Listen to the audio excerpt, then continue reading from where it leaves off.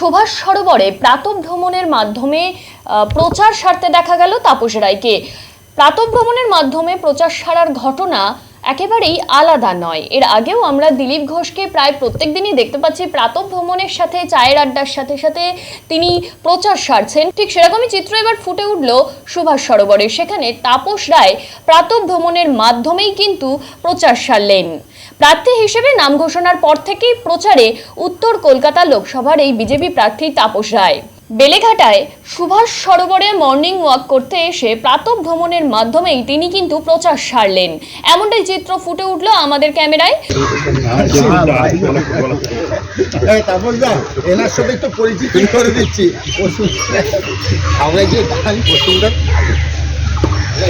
আমার খুব ঘনিষ্ঠ।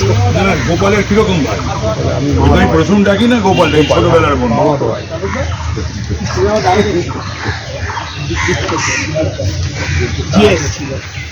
এলাকার ভিতরে শিব মন্দির ছিল, সেই শিব মন্দিরে পুজো দিয়ে সেখানে নমস্কার করে সেখানকার স্থানীয় বাসিন্দাদের সঙ্গে চায়ের আড্ডাতেও বসতে দেখা গেল তাকে। তারপর জনসংযোগের মাধ্যমেই তিনি প্রচার সারলেন। সেই চিত্রই আপনাদের সামনে। ইডি তো গেছিলই তাকে অ্যারেস্ট করতে বা তার জবানবন্দি নিতে বা সার্চ করতে, তো সুতরাং ইডি তাদের অধীনে নেবে, তো সেটা তো আর বলার অপেক্ষা রাখে না।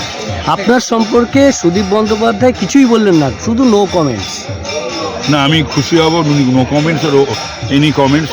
আমি যে কোনো কমেন্টস আমি জন্য আমি প্রস্তুত আছি। আর আমি তাকে ওপেন বলেওছি, আজকেও আবার বলছি যে কোনো দিন যে কোনো জায়গায় যে কোনো চ্যানেলে যে কোনো স্থানে আমি আহ্বান করছি। তবে উনি তো খুব অহংকারী, যে অহংকারের কোনো কারণ নেই, কারণ ছাড়া অহংকারী।